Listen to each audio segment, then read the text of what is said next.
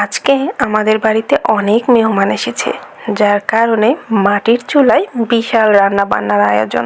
একটার পর একটা দেখতে থাকুন। হ্যালো এভরিওয়ান, আসসালামু আলাইকুম। ওয়েলকাম টু মাই চ্যানেল খুলনাইয়া পরিবার। এই যে এখানে কল ঘুরিয়ে ঘুরিয়ে একটা পিঠা তৈরি করা হচ্ছে, এটা হচ্ছে আমাদের খুলনা বাগেরহাট অঞ্চলের ঐতিহ্য বলতে পারেন।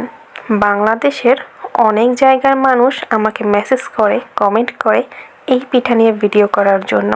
চালের গুঁড়া সিদ্ধ করে ভালোভাবে মাখিয়ে গোল গোল দলা পাকানো হয়।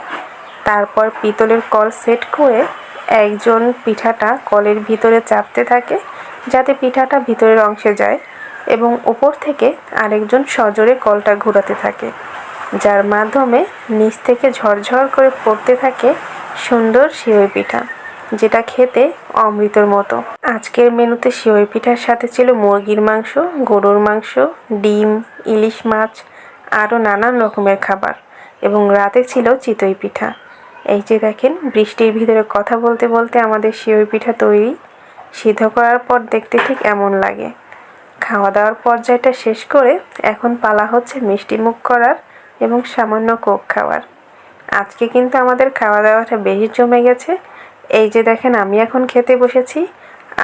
আমি যখন ভিডিওতে ভয়েস দিচ্ছি, আমার কিন্তু আবার লোভ লাগছে।